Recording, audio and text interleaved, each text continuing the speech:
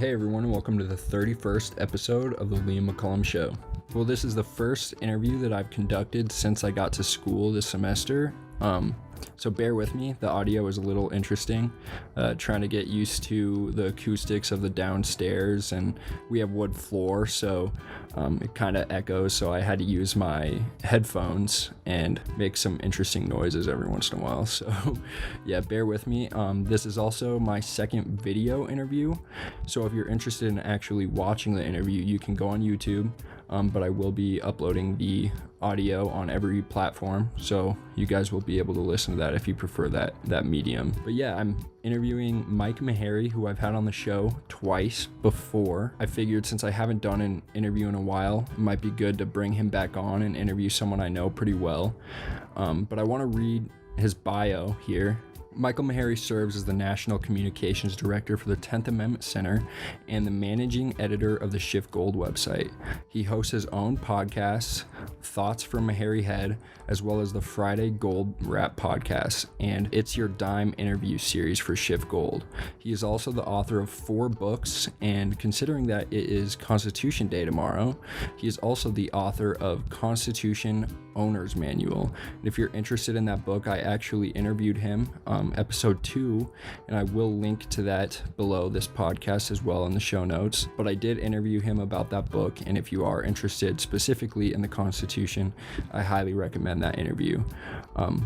But yeah, we'll just jump into the podcast. Today, I really just wanted to talk about everything that's going on in the economy. We're still seeing a lot of uncertainty in the market right now.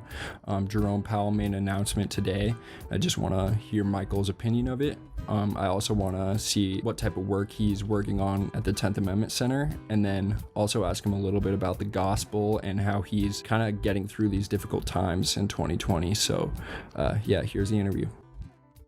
Awesome. Well, Mike Maharrey, thank you for coming on. This is the 3rd time that you've been on the show, and I really appreciate that you keep coming back. Well, I appreciate you asking. Yeah, of course. So today, Jerome Powell made another announcement, and he seems to be reiterating the same thing that he has been for the last couple of weeks. Do you kind of want to break down what he's been saying, what the goal of the Fed is, and what's to be expected from that? Yeah, so we had the Federal Open Market Committee meeting today, which if people aren't familiar, it's basically the body that sets monetary policy, interest rates, things like that. And really, there was no surprise at all. In fact, if you understand the dynamics in the economy, Jerome Powell gave us exactly what you would expect. So basically what he said today was that he reiterated that the Fed is going to continue holding interest rates at 0%. For really the foreseeable future. I think they've admitted that they plan on keeping him at that level until like 2023, which is actually a little bit longer than they had originally been saying. And then, of course, quantitative easing, which is in effect money printing and buying U.S. debt, that's going to continue into the foreseeable future. And so really nothing new. I think the kind of interesting thing is that they've really hammered on this, that they're going to allow interest or inflation to run hot. So normally the target was to have 2% inflation, which, is kind of baffling when you really think about it, because what they're telling you is they're going to devalue your money 2% every single year. I mean, that's on purpose. So your dollar is worth 2% less every single year by policy design. Now they're going to allow it to run even above that 2% for, I think the word that Powell used were for some time. And so all of this is really just designed to keep the air in an artificial bubble economy. If the Federal Reserve wasn't printing all of this money, if it wasn't holding interest rates artificially low, we would not see the levels in the stock market that we're seeing today. We would not see housing prices where they are today. The economy would fall down where it naturally should be, given the actual economic dynamics that we have going on when you've had, in effect, an intentional government shutdown of the economy. So all of this money printing is basically just a way to artificially prop up the economy. Peter Schiff likes to use the analogy, it's like giving a drug addict a drug. And the economy has been on this drug now for years, and there's no way that the Federal Reserve can take the drug away. And that's exactly why the Fed is now going to allow inflation to run even hotter than its old target, because it knows that it cannot take the drug away without sending the addict into an overdose.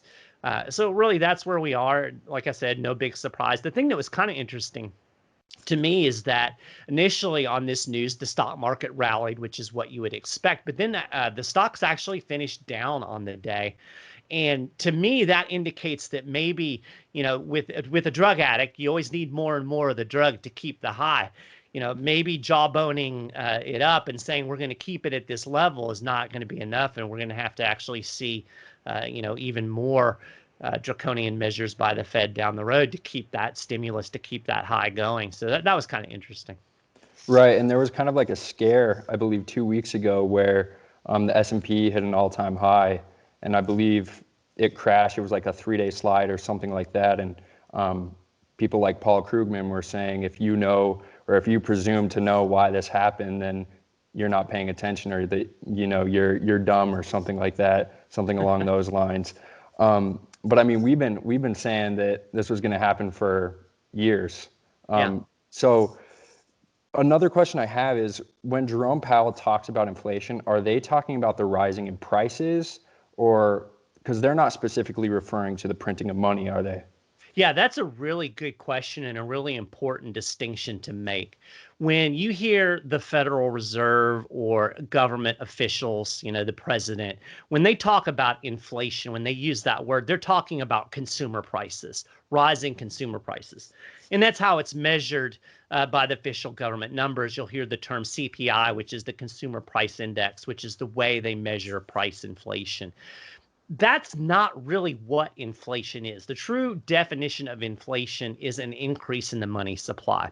So we have massive inflation right now. The Federal Reserve has printed and put into circulation, not literally printed. I mean, they're not sitting in the basement of the Fed building, running a printing press and shooting dollar bills out. But I may just to kind of give the easy explanation of what the Federal Reserve does. The U.S. Treasury, the federal government is borrowing trillions of dollars to pay for all of this stimulus spending. In order to do that, it has to borrow money. It's not bringing enough in taxes to pay for all of this. So we're going into debt.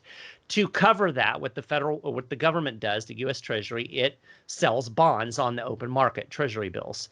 And so in essence, it borrows money from the public, and then at some point it pays that money back with interest. What happens with the Federal Reserve is the Fed goes out on the open market and it actually buys Treasury bonds. So it creates artificial demand. It takes a lot of those bonds off the market. It allows the government to sell more debt than it would otherwise be able to do. So in order to do this, the Federal Reserve basically just creates money out of thin air. They write a check, they send it to the bank or the owner of the bond, and then the owner of the bond goes on to the Federal Reserve's books, and then that money goes into circulation. So that's how money is printed. It's basically just like, imagine if you could just write a check and pay for anything you wanted to, and you didn't have to have that money in your account. That's exactly what the Federal Reserve does, which is a really good gig. I wish I could figure out how to do that without getting arrested and put in prison for counterfeiting. So that's what the Federal Reserve is doing. It's creating money out of thin air. And that is the very definition of inflation. So the question becomes, where does that money go? It can go into consumer prices, and oftentimes we see that. We've seen it in the 1970s. We've seen it in other economies, but it doesn't have to go into consumer prices. Inflation can manifest in assets, which is really what we've seen here in the United States since 2008.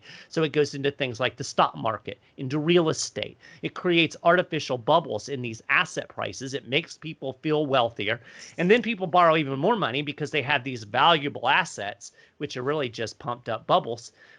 The problem with it is eventually all bubbles pop. And when that happens, then you see a massive collapse, which is exactly what we had in 2008, and which is exactly what we're going to have at some point down the road.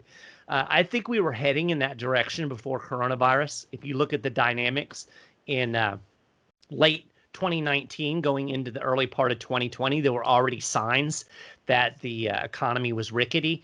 Coronavirus is kind of I think kicked the can down the road in a lot of ways because it gave the Fed an excuse to pump even more stimulus into this system. But at some point, all of these bubbles eventually pop. And, I think eventually what we're going to see is we will see price inflation, rising prices, and then a collapse in these asset bubbles. But yeah, to go back to the question, answer it simply, inflation is the creation of money. The Federal Reserve is creating trillions of dollars in it right now. It's not necessarily manifesting in prices, although, I talked to my wife the other day. She was noticing that grocery prices have gone up significantly over the last few months. So there is price inflation.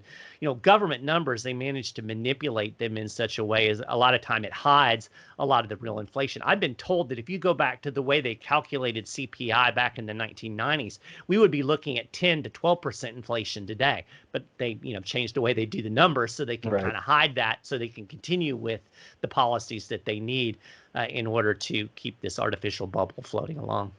Yeah. Now, can you explain kind of the justification that one might use to argue that we need prices to rise? I don't know. Yeah. I don't understand that. It's Keynesian economics, and I'm not really steeped in Keynesianism, but I mean, common sense to me tells you that it's good for prices to go down, right? I mean, it's good for the consumer, certainly. Right. I want my prices to go down, and in a natural market economy that is functioning properly, prices will go down when there's prosperity. I mean, you just think about the evolution of technology. You look at something like, like a cell phone. And, I'll date myself here, but I remember when the first cell phone came out. In fact, my boss had one. And this was probably 1987, 88, somewhere in that neighborhood. And it was this giant box that, like, he had to carry with a handle, and it had a literal, like you see the old phones with the cord. It literally had a cord connected to this box, and it cost him like, $3,000 or $4,000, and it was like $1,000 a month for the service. Now I have a phone that virtually is a computer in my pocket that costs me $20 a month. That is really the natural flow of prices. As productivity increases, as technology improves, as people get more efficient, prices tend to drop. For some weird reason, somebody's decided somewhere that that's a bad thing, and I think the reason that I don't think it has anything to do with the consumer or the public. I think what it really has to do with is that we have the biggest, most powerful government in the history of the world. It is spending far more than it could ever bring in taxes. And in order to do this, you have to have the central bank backstopping the debt. So they're going to tell us that, oh, yeah, we need inflation. And if we have deflation, it's going to be this horrible thing. That's a cover up and an excuse to maintain this massive government spending that we have, which again, at some point is eventually going to collapse because, there's no such thing as a free lunch. And no matter what the modern monetary theory people tell you, you have to pay the debt at some point in time, either through taxation or through the inflation tax that, falls on you and I and the poor and people who are trying to save money. All of that is being devalued by this policy. I think it's pretty awful personally. It's basically stealing from poor people. So. Right. Yeah, I agree. And now just to make a distinction, I don't know if this is correct, but it seems to me that there's actually a few ways that they create inflation. Is it correct that they also do, so in the way that you described, like the buying of assets and everything, but also lowering the interest rates? Correct. Okay. And can you explain that process? Because I do know that the year before we saw coronavirus, Jerome Powell did lower interest rates, and everyone was saying that was another sign that uncertain times were ahead, and no one really believed us. That is correct. So it kind of creates it in a different sort of way, because what lowering interest rates does is it encourages borrowing. Interest rates are basically just a price, like any other price. It's the price of money. It's how much it costs you to borrow X amount of money. And in a natural economy with no intervention, that price of money will fluctuate in a way that will steer the market towards savings or towards spending, depending on what's necessary. When artificially low interest rates encourage people to borrow money that they wouldn't ordinarily borrow. If I can borrow for 1% interest instead of 5, then it incentivizes me to try to borrow money. Well, the way the banking system works, the banks have X amount of money that people have deposited into their institutions, and so theoretically they can loan that money out and make interest, and then they make money, and then you get your money back if you need it. But we have what's called fractional reserve banking, which means that the bank doesn't have to have all of the money that it's loaning out. So, if it's going to loan out $100, it doesn't have to have $100 to back that up. It only has to have like 10%, say. So the bank can actually create money through doing loans. As long as it has $10, it can loan out 100. That 100 is just a new entry into a ledger. So it's not really even the government creating it through the loaning system. It's the fractional reserve banking system. And there's even some debate among free market economists as to whether or not fractional reserve banking is a good thing or a bad thing. But it certainly does create inflation and increases the money supply. And again, artificially low interest rates allow the federal government to borrow more money because they're paying interest on all of the money that they're borrowing. So it makes it easier to borrow. And that's why the Federal Reserve has to hold these interest rates artificially low. The federal government now has, I think the last time I looked, we're $26.7 trillion is the national debt. So the federal government's paying interest on all of that. Right now, it's paying very low interest, virtually zero, because of the artificially low interest rates. Imagine if the interest rate went up to even, say, 5%. Well, that would increase the amount of money the government would have to pay in interest. I mean, just astronomically. So, and again, that's another reason that you've got the government. Here's the bottom line. The government, along with the central bank, is effectively sticking its hands into the free market of money and manipulating it in such a way to advantage the government so that it can borrow and spend I've made the case that the Federal Reserve is the engine that allows the biggest government in the history of the world to operate. If you didn't have the Fed backstopping all of this borrowing through both the quantitative easing and the interest rates, basically the federal government would not be able to maintain the welfare and warfare state that we have today. It would be impossible because it would have to tax us. And there's no way that the public would accept the level of taxation necessary to maintain the level of spending that we have today. So it's a way to hide the tax from the general public. Everybody thinks, oh, it's free because my taxes got cut by Donald Trump. Well, no, they didn't, because the federal government's devaluing the value of your dollar every single day. So you're paying an inflation tax in effect. Right. And it seems that there's just so many motivations for them doing so as well. Like they also seem to be devaluing the dollar so that they can pay off the debt in a certain way. Right. And I mean, you could just keep going, but it's all at the expense of the poor, like you said. I know Jerome Powell also made a comment today. He said that he was surprised that all of the QE after 2008 and 2012 didn't create asset bubbles. Isn't that just ridiculous? Yeah, it's like how clueless can you possibly be? Just look at the stock market. And I tell people this all the time. This is something I've been hammering over on the Shift Gold website and on my Friday Gold Wrap podcast. If you look at the dynamics of the economy, I mean, just think about just last week. I call Thursday Unemployment Thursday because that's the day that we get the weekly jobless numbers. Every week they tally how many people have filed for unemployment in the past week. Last week, I think it was like 880,000 people filed for unemployment. Everybody was all excited because, it's under 1 million.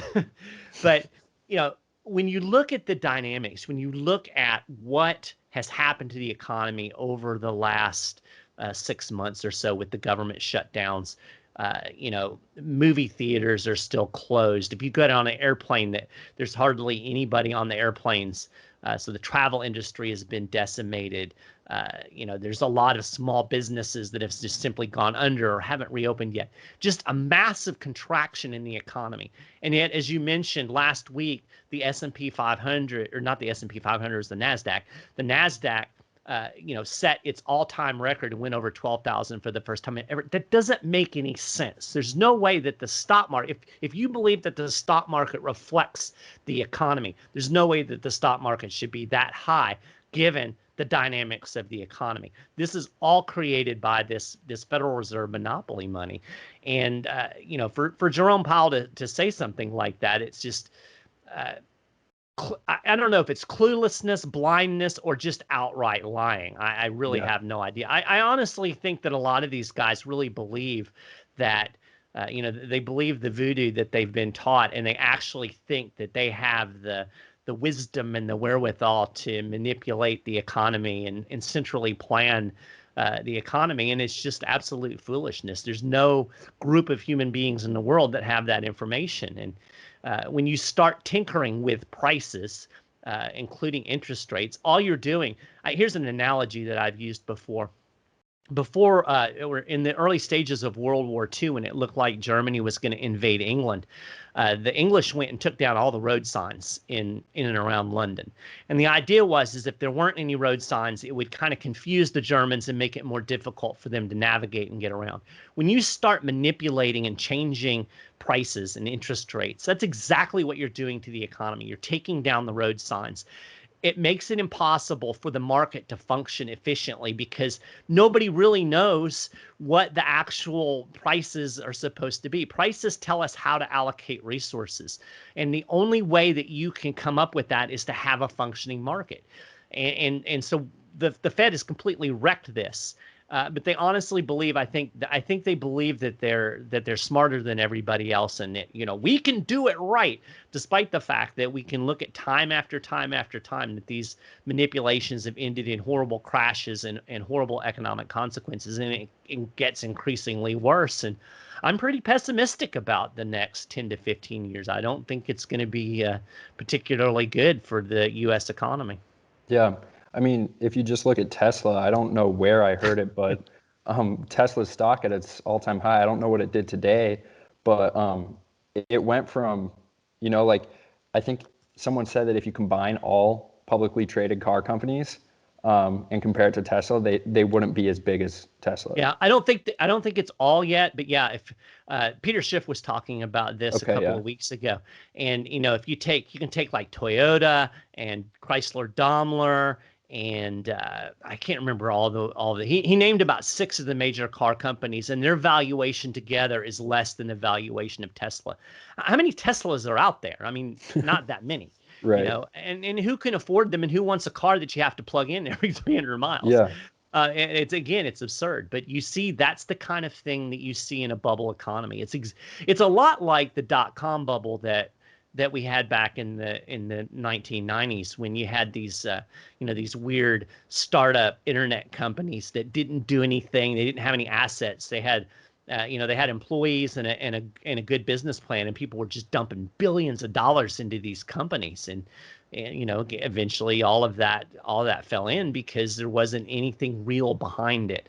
And I think you see that in valuations with things like Tesla and some of these other companies. I mean, even some big things. You think like Uber or Lyft. If you actually look at their financials, they're not really that good. They're not making any money. So people are just kind of betting that maybe someday it's going to be great, and interest rates are low and they can just keep borrowing money. So, away we go.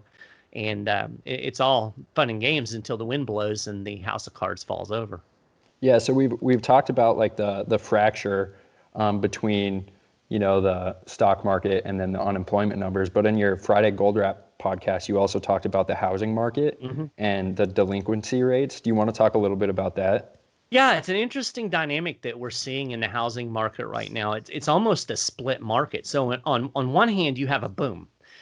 We have mortgage rates, which kind of follow along with the interest rates. So when the Fed pushes interest rates down, mortgage rates are going to be down as well. We have mortgage rates that are at all-time lows. So that encourages people to buy homes. And so when people are buying homes, obviously the price of homes is going to go up. And that's exactly what we're seeing right now. We're seeing a kind of boom in the housing market. And in a lot of metro areas, we're seeing a lot of houses being sold, a lot of money being made. It's like a mini bubble Not to the extent that we saw in 2006, 2007, but the same type of thing, just kind of this exuberance and hey, houses are going up and let's invest in houses. On the flip side of that, we have delinquency rates, particularly in the subprime market, that are also at all-time highs. And the particular number that I saw were the delinquencies in FHA loans. And FHA is kind of the government program that makes a lot of the subprime borrowing possible. And I think, if I remember correctly, I could be wrong about this, but I think it's at about 17%. I do know that it is the highest rate that of delinquency for FHA loans that has ever existed since the uh, organization or the government entity came into existence, which I think was in the 1930s. Jeez. So, a higher delinquency rate than we had in 06, 07, 08. So that tells you that people are struggling to pay their mortgages, which makes sense. I mean, we have, thousands of people unemployed, millions of people unemployed. And we're starting to see a lot of those temporary furloughs turning into permanent furloughs. And I think you're going to see that delinquency rate go even higher, and then it's going to move into foreclosure. And so then what happens? Then it's going to be kind of it could tip one way or the other. And a lot of people think that at that point you're going to have a huge glut of houses on the market as people have to try to get out. And then you'll start to see that the prices of houses start to possibly dip. Which is exactly what we saw in 06, 07. I don't think that I don't think the next crisis is going to be a mortgage crisis, but I think this is just another example of how the economy is out of whack, and another kind of warning sign that things aren't as they should be. I think the real crisis is going to be in the dollar because of all of the money that's been printed over the last, really 6 months. Well, I mean, we can go back to 2008. This was in the making before, but at some point, the dollar is going to, I think, significantly collapse, and I think that's where the big problem is. But I think you're going to see these secondary kind of things in the mortgage market, in the car market, where we had this huge glut of car loans, and people can't pay this stuff because they're not working, and a lot of people are on this unemployment, so. What happens if the government doesn't extend the benefits? A lot of questions, and depending on what happens with the Fed, what happens with the federal government, I think we could see some improvement even in the next maybe year. And then people will think, yeah, everything's fine, but eventually the bottom is going to fall out of this because, again, it is all artificially constructed and created, and you just can't maintain that forever. Yeah, I think you kind of referenced to it, but if you can, could you kind of maybe describe what it is about bubbles that make them necessary to collapse? I think something that I always think is it's just creating artificial demand, or Right. is it, and then like people can't pay back the supply or the loans that they take out. Do you want to describe that a little more? Yeah, I mean, it's a subtle dynamic. I mean, in the kind of on the surface, it is basically just like anybody else. You get overextended, and you know, just think about your own credit cards. If you've ever had credit trouble, I've had credit trouble. And when I was younger, I was foolish and ran up some credit cards way beyond what I could pay, and then the economy starts to turn a little bit, and interest rates start to go up, and it gets harder and harder to pay that bill, or something happens in the economy that restricts your income, Right. and then all of a sudden you're left with this credit card that you can't pay anymore, and then you end up having to go into bankruptcy.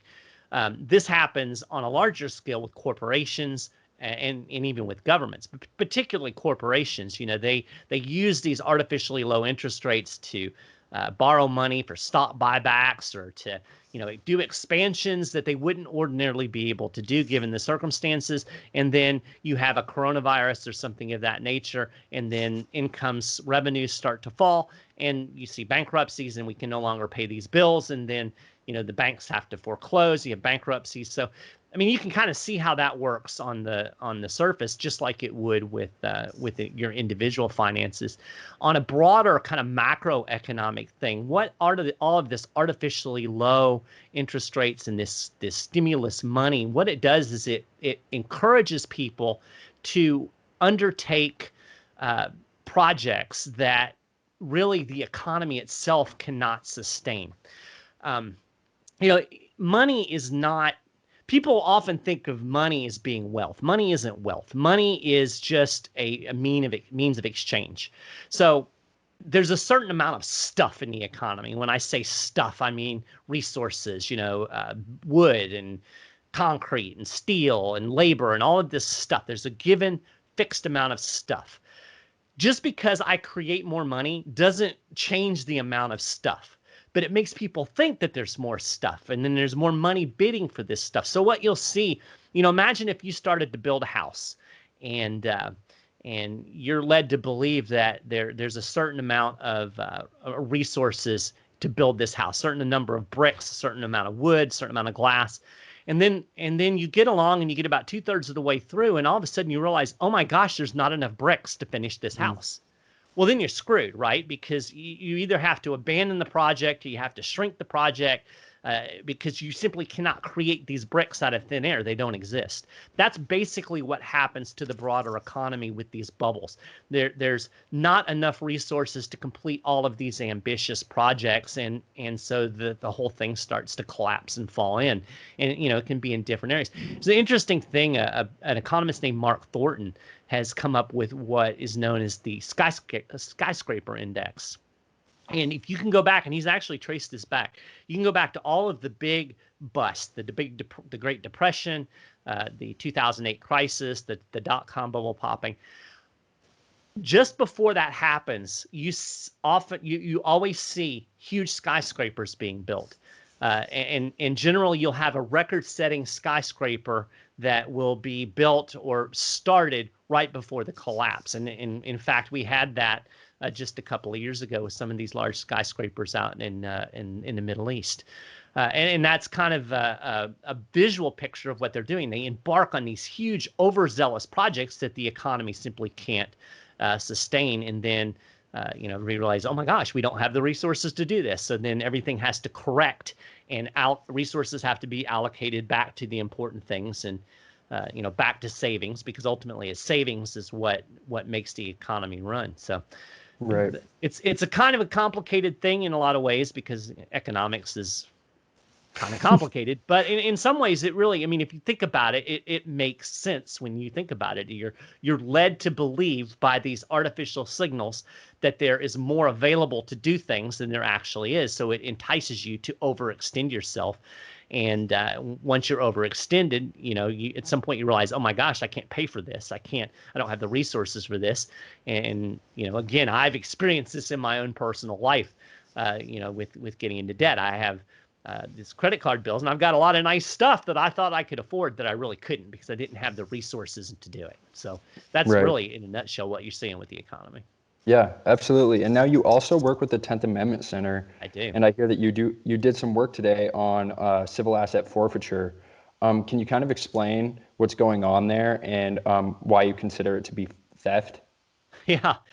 It's interesting. And the reason that it came up today is I got an email from a guy. So there are a number of policy areas that we work on in the 10th Amendment Center, and the asset forfeiture is among those policy areas. And I recently wrote an article for the 10th Amendment Center it's basically just an overview of the work that we've done over the last year in the asset forfeiture area. And a guy sent me an email, and he was like, I get that the whole idea that we don't want to, have policing for profit, where the police are just going out looking for people so they can get their stuff.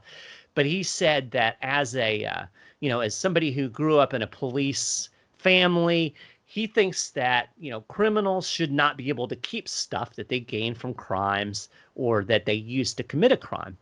And he misunderstands the problem with asset forfeiture, because I think most of us would agree, if I am a criminal and I get money doing something that's criminal, and we can debate whether or not certain things should be crimes or not. That's a different issue. But let's just, leave it as a given that there are certain things that are crimes. I think most people would say, yeah, that's fair if you have an ill-gotten gain, or if you use a certain asset to commit a crime. It's fair that the state should be able to seize those assets. The problem is, the state doesn't have to prove that you committed a crime. There's no conviction required in most cases for civil asset forfeiture. So in practice, what happens is you'll have cops that pull over some poor schmuck driving down the road, and he has $5,000 in cash on him. Let's say he's going to go buy a used car. Well, the cop can say, you know what, I think that's drug money, and take the $5,000. Never even arrest the guy, never find drug one. The guy has nothing to do with drugs, but his $5,000 is now in control of the police department. Now, that man is in a situation where the state can go and seize that permanently, and he has to prove that it wasn't drug money. Well, how do you prove a negative? You can't. It flips due process on its head. It requires the innocent to prove their innocence as opposed to the state having to prove guilt. And it's just a completely unjust system. So the reform that we are primarily pushing for at the state level is simply require a conviction. You can't take somebody's stuff until they're convicted of a crime. To me, that is just basic. I can't imagine how anybody could say, well, that's not a good idea, you know? Right. But we have very powerful police department lobbies in this country that depend on that money to fund their departments and to fund their toys. And they like being able to drive the souped up Dodge Charger that they got off of a drug dealer that they may or may not have ever convicted. And so it's very difficult to get these reforms worked through the system. And it literally is theft. If you can take somebody's stuff when they haven't been proven to do anything wrong, I don't know what else that you can call it. And we have this at the state level. We also have federal asset forfeiture, which a lot of states, even when they reform their asset forfeiture laws, the police will just say, okay, we'll do this through the federal government. And then the federal government, through a program called equitable sharing, gives back up to 80% of that seized property to the police department that got it. And so that allows them to kind of do a runaround around state reforms. So what we're pushing for at the 10th Amendment Center is, number one, states should always require a conviction before any assets can be permanently seized. And number two, they should opt out of this federal program and not allow police to simply pass cases off to the federal government and then collect the proceeds. If it's a state case, it should be handled at the state level under the state law. And so that's really what we're pushing for at the 10th Amendment Center. And there's quite a bit of momentum right now across the country to reform asset forfeiture laws. So it's something that's growing. I think it's a positive thing. And I think most rational people, when they understand what's going on and they look at it objectively, well, of course somebody should be convicted before they're punished, right? Right. And that's really all that we're asking for. I mean, to me, it shouldn't even be controversial. But we live in a weird political world where some people think that, if it involves the police, then it must be good. So therefore, they should be able to do what they want, which I think is kind of dangerous. Yeah. Are you working on any qualified immunity at the state level as well? Yeah, actually, we are working in that area as well. Of course, right now, most state legislatures are not in session. Generally, state legislatures run beginning the first couple of weeks of January and then usually run into April or May. So that's our really busy time in terms of legislative action. There are a few state legislatures, Michigan, California, New York, that run longer, almost year round. So we have seen some states actually pass laws at the state level to create a process to sue in state court that avoids the whole qualified immunity thing. Qualified immunity is a federal thing. It's been created by the federal courts. If you sue, if you sue a police officer for violating your rights under the U.S. Constitution, it's going to go to federal court, and this qualified immunity defense, which basically is impossible to get around, then you're basically going to be hosed. So what a lot of states, I think you'll see a lot of states really do this when we get back into the session next year. What they do is they create a process under the state constitution, which all states have a Bill of Rights in their constitution, which is very similar to the federal Bill of Rights. It creates a process in state court, and it stipulates qualified immunity is not a defense, and it allows people to get justice if their rights are violated by a police officer through the state courts without having the federal qualified immunity come into play. So it's kind of a way to work around what, in my opinion, is an awful awful judicial precedent that was created by the courts over the years and then applied across the country in a way that was never intended in the American system. This should have always been handled at the state level to begin with. So, I mean, maybe there's a silver lining there that people will pay a little bit more attention to their state constitutions and their state Bill of Rights and quit trying to run to the feds to fix everything. Because believe me, the feds aren't going to fix anything. They're going to just make things worse. Yeah, that actually goes to my next question. Just kind of on a broader level, do you believe that people are starting to be more accepting of states' rights? Are they looking towards their states? Or because something that I find very interesting about particularly the Black Lives Matter movement and a lot of the civil unrest we're seeing today is whereas you and I as libertarians, we might be in favor of, just voluntary associations, people with different value systems associating in different locations or such like that. It almost seems like that idea isn't very present in the country right now. And a lot of different sides are just vying to require others to submit to their authority. Right. So what do you make of that? Well, I think that what I have found, I've worked with the 10th Amendment Center for 10 years. So I started under the Obama administration and I've transitioned into the Trump administration. And what I have found is that people love decentralization when their guy is not in power. When their guy is in control, then they want to shove it down everybody's throat. Right. And so we saw this shift when I first started with the 10th Amendment Center. If you talked about states' rights, I hate that term because states don't really have rights. We're really talking about state sovereignty, where states are able to create their own policies. Let California experiment with their socialist utopia, but leave Nebraska out of it. Let Nebraska be as conservative as it wants to be. Instead of having a one-size-fits-all policy imposed by the federal government. And that's the system that was intended by the founders. That is the American system. We call it federalism. And the central authority is supposed to do very little, and most policy should be set at the state and local level. And instead, we flip that on its head, and now everything is imposed from Washington, D.C. Well, during the Obama years, the left was fine with that because Obama was in the White House, and if you talked about decentralization or state sovereignty, then you were labeled a racist or a neo-Confederate and yelled at. Well, that's completely shifted. Now we have a lot of folks on the left that, at least in theory right now, like the idea of decentralization because they want to get away from Trump. And so, we've really seen this in the sanctuary city movements with immigration. That's been something that's been bubbling for the last 3 or 4 years. We've even heard people talk about California seceding, so that, the ultimate in decentralization. On the other hand, the Trump people, the Tea Party people, all those people who are asking me to come to their events and speak about the Constitution and decentralization. Now they're sending me nasty emails, and they want the federal government to send troops into Portland to quell the unrest, and so really, decentralization tends to be something that the folks that are out of power like, and the folks that are in power don't like. What people need to understand is that no matter who's in power right now, at some point, somebody that you don't like is going to have that same power. We need to learn that lesson. The left should have learned it. They should have learned that all of this power that, Obama's pen and phone and his executive orders, that someday there was going to be a Donald Trump who was going to have all of that authority and operate off of all of that precedent.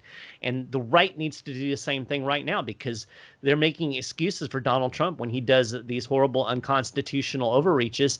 And they don't seem to realize that at some point there's going to be a Joe Biden, or if not a Joe Biden, an AOC, or somebody is going to be in there that's going to take that power. My fundamental principle is that liberty is going to be preserved when there is the least amount of government power possible. So I don't even want my guys to have power. If you put a bunch of libertarians in the White House, I would not want them to exercise unconstitutional powers for liberty, because I know that at some point they would be out of power and all of that precedent would be set and somebody horrible would use that power against me. Don't let people have power that you wouldn't want your ex-wife to have over you. You don't understand that because you don't have an ex-wife, but you don't want you don't want people that don't like you or that have something against you to have power over you, and that's what people are doing when they keep turning to the federal government for all of this power. So that's my key message that I would always want people to go home with. Always push for decentralization, local government, as little power as possible. That is the only way that you're going to preserve your liberty. You're not going to impose liberty from the top. And the more power you give the government, the more tools you're giving them to oppress you when somebody you don't like has that power.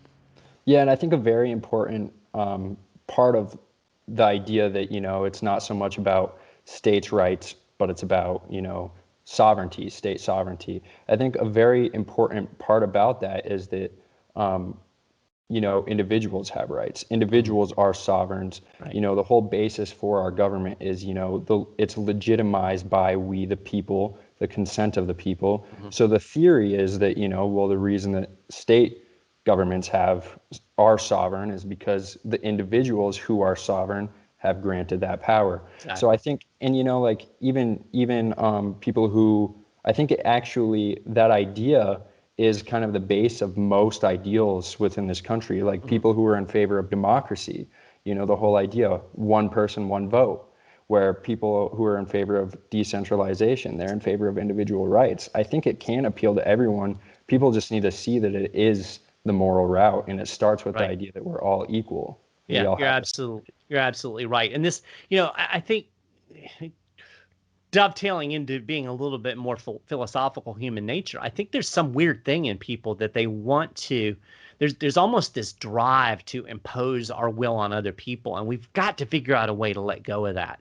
We've got to allow people to chart their own path and do their own thing. And even if it's something that you abhor, if it's not physically hurting you, let them go, and we see this on both sides, I used to be part of the religious right, and I wanted to impose that morality, God's morals, on the country because God would be a great nation. No, you can't force people into a moral position. And by the same token, I would say to folks that, I don't like racism. I'm married to an African American woman. Racism's not a good thing, but I can't force people to not be racist. That's a matter of the heart. There's no policy that is going to make people unracist. So all of this posturing to end racism, you're not doing anything. You're just virtue signaling and posturing. And we have to be willing to let people do their own thing and take away the power that allows those people to act on others. Racists are harmless, basically, if you don't give them any kind of levers of power. But when you put racist in the government, then you got a problem. That's a very good point. And that kind of goes more into the religious aspect, since we are talking more philosophically. Since this is the first video interview that I've done with you, I've noticed your tattoo, which is also the logo from your podcast. What have you been thinking from a religious standpoint regarding everything that's going on in the country right now? I've noticed I'm here in school, all the disaster in the world, it seems to be heightened right now. All I can find is, I'm not as much interested in politics as I am religion in times like this. And, that is what revelation is. We're revealing ourselves, right now. Do you kind of want to talk about what's been going on and share a little bit of the gospel if you can? Yeah, it's interesting that you said that, because I've had that same impulse to kind of pull away from the politics. And to me, politics it's kind of a necessary evil, because we have this government and we have this platform of power that people can use to wield over others. And I think we have to work to try to minimize that and limit it, because it's harmful to other people. But I've also realized that, there are a lot of things that I have no control over. Really, I have no control over who the president is. I have no control over what my mayor says about shutting down the economy. There's just a lot of things that we do not have control over. And so I've really found myself trying to figure out, how can I'm having throat problems here. Oh, you're okay. How can I live my life in such a way to minimize the negative impacts of all of these other people by controlling what in my own life that I can control? I can control my reactions to other people. I can control the way I treat others. I can do things in my community to make my community a better place. I can reach out to people that are hurting in my community and try to help them in some way. Um, I can do things within my own family to try to shield us from the negative impacts of government programs, of the economy. There's some elements of preparedness, being ready for the eventualities of an economic collapse and things like that. Just trying to kind of, it's almost if you're familiar with Stoicism as a philosophy, it's kind of a Stoic uh, approach where you can control what you can control and then you let the rest go. And the key is learning what you can control and what you can't. And one of the key aspects of that is really controlling your own self. And just looking at the world and knowing that I can't control you, and I can't control the people down the street, and I shouldn't try. But I can control how I react to them. I can control how I interact with other people. I don't have to let other people make me angry or steal my joy. And that's something that from a spiritual standpoint, I've really been trying to. I'm kind of a pessimist by nature, so I've really been trying to just focus on the good news of the gospel, the fact that God is always on the throne, the fact that there is love in this world, that there is beauty in this world, and that we can make a concerted effort to tap into those things, into the good things. Um, Scripture reference just popped into my head, of course, but I can't pull out the reference. But reflecting on the things that are good: love, hope, faith, mercy, all of these things, as opposed to getting mired in the grossness and the politics and things like that. So, really just trying to control those things that I can control, to let go of that which I can't, and to focus on the eternal things. One of my favorite scriptures is in 2 Corinthians. It's verses chapter 4, 17 and 18, and it says, these light and momentary troubles are achieving for us an eternal glory that far outweighs them all. So we fix our eyes not on what is seen, but what is unseen. For what is seen is temporary, but what is unseen is eternal. There's an unseen reality in this world that is full of love and grace and peace and mercy that is working its way through the world. It's like leaven in a bread in the bread, as Jesus put it in one of the parables. It's yeast working through the bread, and it is there, and it is going to have an impact. And we need to focus our eyes on those things and not get caught up in what's temporary, and just try to really focus on what's eternal. And then just the basics: love God and love your neighbor. And to me, that to me dovetails with the whole idea of libertarian philosophy. It's the non-aggression principle, that I'm going to love you. I'm going to allow you to act. I'm not going to do anything to harm you. And all I ask in return is, please don't harm me. And if we could just capture those simple things, think about how much more beautiful our interactions with other people would be, as opposed to everything being adversarial and I've got to make you do this and resist and all of this nonsense. So trying to focus more on what's positive and the good things in life, because when you start getting old. I'm not really old. I'm 53, but you do start to realize that we have a very limited footprint on this earth, and there's no sense in spending it being miserable. My Right. mom is battling cancer right now, and just looking at the way that she's trying to find good out of each day that she has, it's pretty inspiring, and it reminds you that again, these light and momentary troubles are temporary, and we can find joy in every moment if we just stop and try to do that and look to something beyond ourselves. Yeah, absolutely. My next guest this weekend is actually going to be my cousin, who I've had on the show before, who was diagnosed with a very rare and dangerous cancer as well, a blood cancer. Oh. And his perspective is very similar. When you see him walk into the room, during the coronavirus, he gave me a hug. Yeah. People who said that they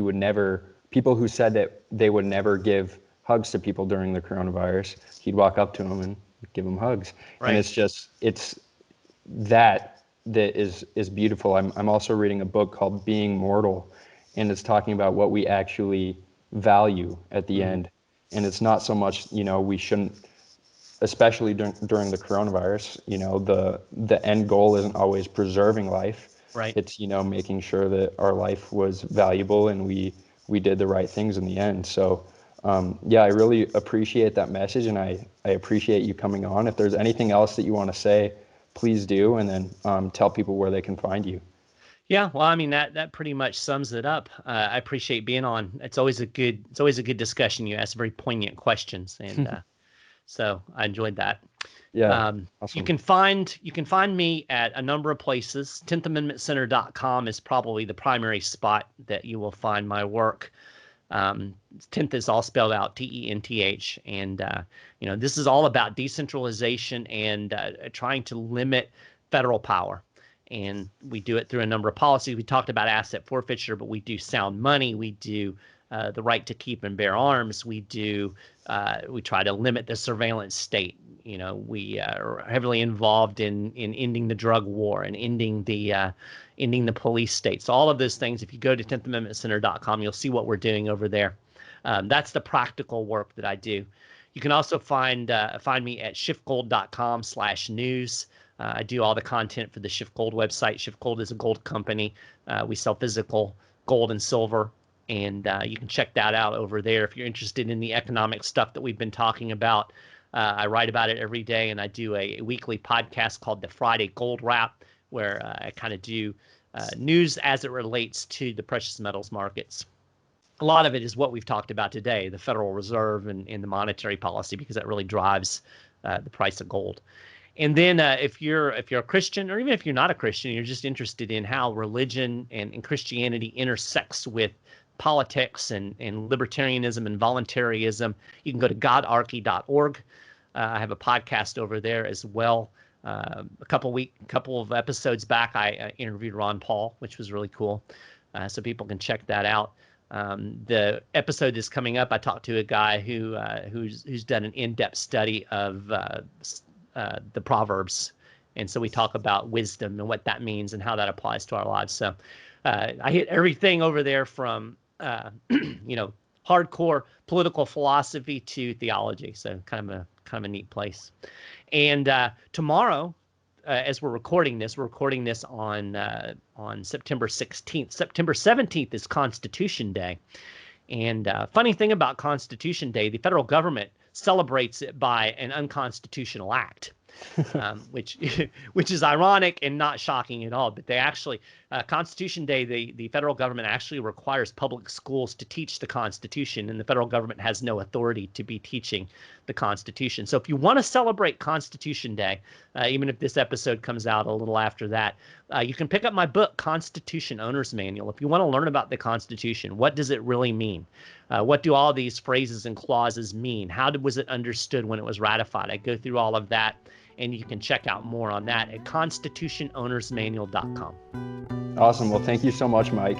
Thanks for having me, man. It's the weekend and we can let go.